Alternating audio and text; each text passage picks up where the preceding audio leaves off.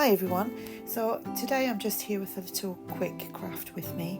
I'm just making some ephemera that I'm putting into a journal that I'm making, and I had sat and made about 3 or 4 similar little things that I'm doing now, and I thought I'd just do one on camera. So here I'm just using some music paper, paper doily, some scrap pieces that I've pulled out, and some images that I'm using. I can't remember the name of the kit. I think it's called Portraits of the Past.